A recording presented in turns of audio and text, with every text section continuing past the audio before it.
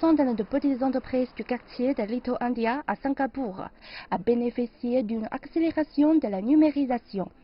Grâce à des agences gouvernementales et des parties prenantes de l'industrie, afin de s'assurer que les entreprises locales ne soient pas laissées pour compte lors du passage du pays au statut de nation connectée. Il y a un an, nous avons mené une enquête pour tenter de comprendre comment le programme de numérisation pourrait aider les commerçants de la zone de Little India. Après cette enquête, nous avons donc élaboré deux projets. L'un concerne les paiements électroniques et l'autre le commerce électronique.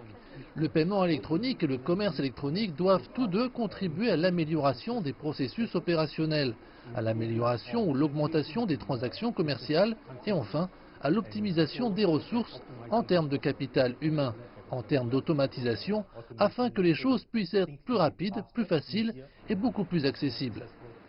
Bien que la nouvelle ère numérique offre une multitude de possibilités aux acteurs du commerce électronique et des vendeurs en ligne, elle peut également être intermittente pour les petites entreprises hors ligne familiales. Le projet de numérisation Little India vise à faire participer ces détaillants souvent oubliés et à les familiariser avec des acheteurs férus de technologie. Le centre PME m'a beaucoup aidé. Ils sont venus, ils m'ont guidé. Dans le cadre du projet de numérisation, un portail d'achat en ligne a été créé pour cibler la communauté indienne de Singapour. Les commerçants ont été encouragés à rejoindre les sites spécialisés de commerce en ligne pour vendre leurs produits en ligne. L'arrière-plan et la logistique étant pris en charge par la plateforme. Ce programme de numérisation m'aide à gérer l'entreprise sur une plateforme différente, alors que ma propre entreprise fonctionne toujours. Donc avec ça, je vois une augmentation du chiffre d'affaires de l'entreprise de 15 à 20% environ. Alors je pense que c'est un bon moyen d'avancer.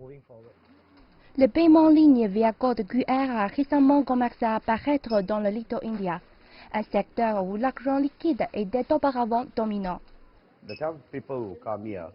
Quand on observe la numérisation, le type de personnes qui viennent ici voulant faire leur paiement en ligne, nous avons beaucoup de jeunes générations issues de la communauté locale qui paient avec leur smartphone.